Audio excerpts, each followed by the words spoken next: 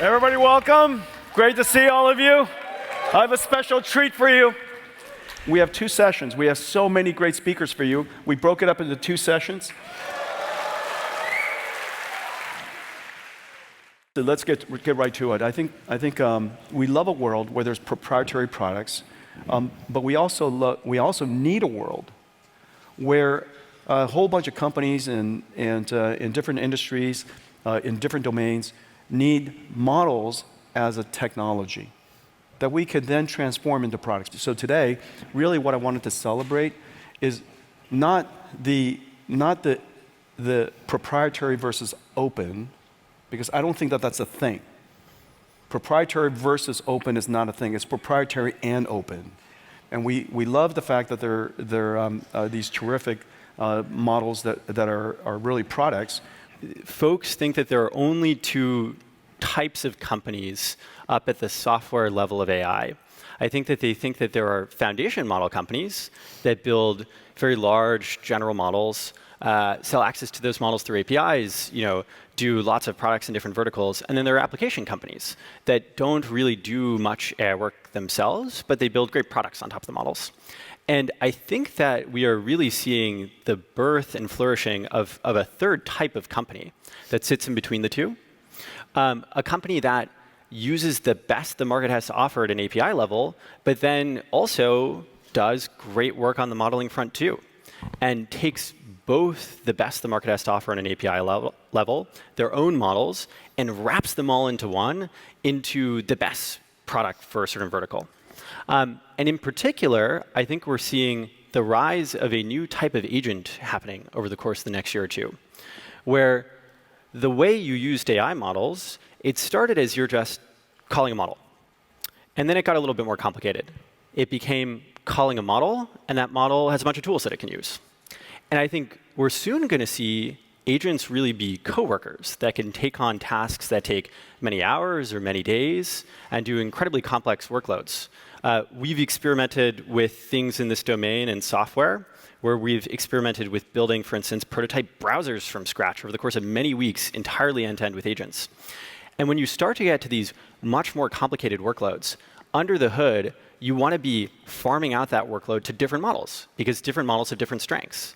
And there are going to be times when you want to use the computer use abilities of a foundation model from one of the APIs, and there's going to be other times where you want to use the industry-specific intelligence you have as a company that's focusing on one domain to farm out your own models. And so I think we're going to see the rise of these compound agents that can be smarter than any one model on their own and mix them all together. As Jensen said, AI is not the model, it's the system. It's the computer. Perplexity computer is the idea that you should build the orchestration system of everything AI can do. Every single capability, coding, writing, generating multimodal content. So what you want is a multimodal, and obviously multi-cloud orchestra of every single tool, model, file system, connectors put together, so that all you got to do is delegate your task. You don't have to worry about which model is good at what. It's for the orchestration system to figure it out. These sub-agents are like musicians, and the models are just instruments. And the work that AI gets done for you is the symphony or the music that they play. And that makes it all pretty simple. You get to basically think of any task that AI can do today, any different model. You don't have to feel any vendor lock-ins. And just Jensen was saying in the beginning, it doesn't have to be a dichotomy between open models and closed. We have open models in computer. We have closed models in computer too. And there are different needs for each of them. Open models tend to excel at being very token efficient, cost efficient. Closed models are very good at orchestration, reasoning, tool calls.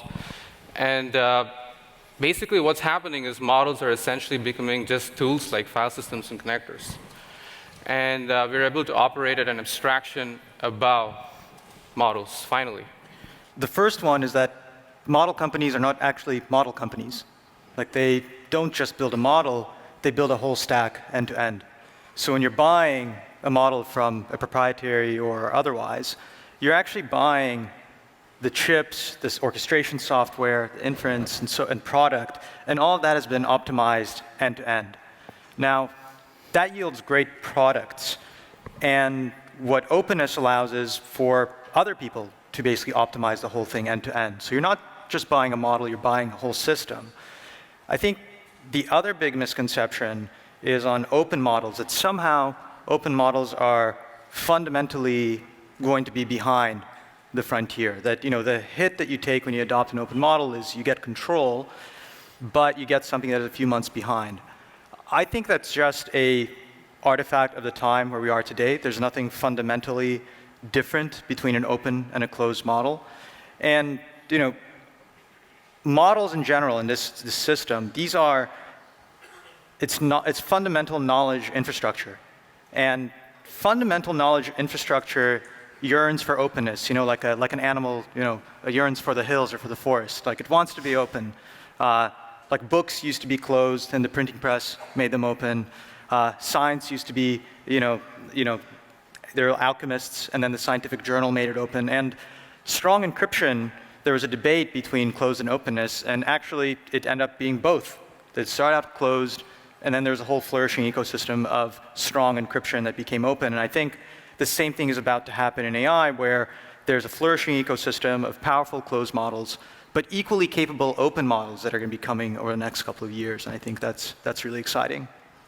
One last thing I would add is that progress is extremely fast. We are on exponential, and everything is very compressed. And there is a lot to learn. There is a lot of study to be done, and it cannot be done completely in the large labs because there are tons of smart people out there, but they're lacking access to knowledge, access to tools, and this is where openness can be very helpful. And it doesn't have to be just models, also infrastructure, data, general research insights, and this can enable a ton of people out there that can study various aspects of research, and it advances the science of AI, science of intelligence. I see it as very positive sum. Pre-training is memorization and generalization and some basic knowledge. That basic knowledge gives you the foundation to go learn skills. If you didn't have that basic knowledge, you wouldn't even be able to teach. I mean, you can't teach someone how to be an engineer if they don't have any basic skills in math and science and some basic understanding of technology. And so the pre-training part was just the beginning. Most people misunderstand that, in fact, all of your labs do enormous amounts of model development, particularly in post-training. And the post-training area, if you were to think about the amount of computing scope in the future, the amount of computing use in pre-training was like 90% of training 2, 3, 5 years ago. But in the future, the amount of training percentage in pre-training is probably going to be tiny. It's going to be mostly post-training. It is also probably the case that these proprietary models are going to be the best generalists, but it's very unlikely they're the best specialists.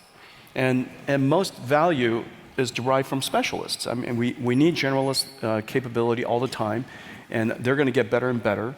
And as you say, when we integrate them into a system, you get the benefit of an insane generalist as well as an incredible specialist. The first inflection point that I believe, at least I saw, that basically made me switch from theoretical physics to AI was a system that my co-founder Yannis helped build called AlphaGo, which was the first super intelligent agent at scale.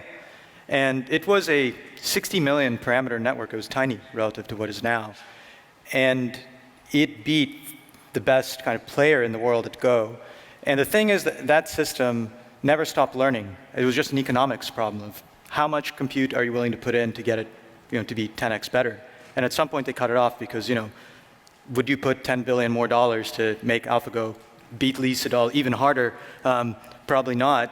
But now that RL has started working on language models, those are the kinds of questions we'll be asking now, in the year from now, of am I willing to put in $10 billion, $100 billion to solve, right, to cure a particular disease, right? When you have RL working at scale, the things that you can solve, because these are mechanical brains with endless capacity to learn, become just a matter of economics. And right, we're seeing the first generation of that in coding and agentic kind of enterprise applications, but we will be coming to a point where there's kind of fundamental scientific problems, and we're just making economic decisions of whether we want to allocate those resources to have a breakthrough. And now we're at the point where models are extremely capable. And in order to unlock usefulness, you need to work on these orthogonal capabilities, connecting the context, being able to operate within your data, within what you're trying to do in your domain. And this is an example of that, having an agent that sort of can operate in your domain, within your data, connecting everything together, building this system that's more of an operator. And we have a long way to go to actually make this very reliable and take actions that you want to do with the intent that you have. But it sort of like shows that capability and where we need to go in terms of unlocking more usefulness. The models and the systems orchestrating the models are going to get much more capable. And so you'll be able to have personal productivity agents that can take on more complex tasks that run for longer. And I think that also these compound agents, they will get much better at using tools. Open models is how we got known with Mistral 7B in 2023. And effectively, we started Mistral to create an enterprise business on top of an open model foundation. And we've been lucky to work with you and Mistral Nemo, which was a 2024 release, which was quite good. And the reason why we believe that open weight models should actually be the basis for building all AI software in the world is really two things. The first is control. Because AI agent sits at the execution layer, you want to have control over where this gets deployed. You want to make sure that you have the turn-on button to all agents that you're deploying in your company. And so if you actually own the systems entirely, so from the models to the orchestration layer, and you know what code is actually running and you can actually modify it, suddenly you're much more confident than if you're depending on only APIs that can be turned off or you can fall into certain problems. So that resilience is actually very important. The second reason is really customization. Agents are great when they're operating in the virtual world, where they're operating on knowledge. They're great on healthcare because they see a lot of documents. But whenever you have something where you have a physical footprint, you have a machine, you want to model a physical system, you have an engineering team that needs actually to build things in the physical world, well, suddenly you have a lot of IP that you want to put into the models themselves, and it's never going to go back to the general purpose models that are trained fully on the virtual world. And so if suddenly you have access to models that you can modify, to whom you can plug time series stream, etc., you can actually build agents that understand the physical world and actually make them useful for teams like engineering teams that currently do not benefit a lot from generative AI. So I think that customization aspect, we've released a product called Forge that is precisely meant to connect models to various sources of data that may come from the physical world, is the second reason why open models are very important. And I would say, like, finally, open models are great because it allows to make cheaper versions of everything. By working together, by sharing R&D cost, that's the Neomotron coalition that we're happy to be part of, by having an open ecosystem of people that have aligned incentives to create assets that are going to be great for humanity, we can actually accelerate progress and make sure that everybody gets access in a fair way across the world to artificial intelligence. And so that's why I think it matters a lot. Open models are strictly better than closed models. Because I actually think in some contexts, closed models are great, but there is one context in which open models are extraordinary. If you think about all the applications that you guys just mentioned, they're increasingly mission critical. 3-4 years ago, I think the questions we often used to get is, will AI be useful for anything more than chatbots? And now, because of RL and agentic infrastructure, these are getting useful at mission-critical applications. And the thing about mission-critical applications is you got to trust that they will perform the way you do in a high-stakes situation where the margin of error is very low. And the reality is, if it's not an open model, and you don't control where, you don't know where, you can't introspect it, you can't host it, and you're dependent on third parties for that, hey, they're good at some things. But at the end of the day, you're delegating trust. And I think that will become more and more a topic of conversation as those of you who are deploying agents in critical industries, I think it'll come back to trust. And it's much easier to trust an open system that you can introspect. And you can say, look, parts of this system are closed and they're good, it's good at that. I'm going to deploy it, but I'm going to have some guardrails. And I'm going to manage the risk. But at the end of the day, especially in healthcare, defense, places that run, if we want to welcome these agents into the most mission-critical parts of our lives, I think we're going to have to find a way to trust them. And as far as I know, open models are one of the fastest ways to trust a system. Yeah. Now, the flip side is, I think the infrastructure also has to be open. And that's not happening as quickly as it should. We are heading into a phase of the industry where infrastructure is consolidating very fast. If you study the history of the Industrial Revolution, you asked us to consider the industrial applications, and I think we are in a new era, but there's some clues that the 1800s gave us where if you looked at factories that had a steam engine and knew that you could make interesting products, they were starting to realize that, hey, the inputs to production are pretty critical. And they started hoarding them. And if you just do a flyby of 1800 Victorian England, you'll see factories with generators running at half capacity because everyone's hoarding generators and trying to run their own generator. And you have piles of coal just stockpiling, not being used.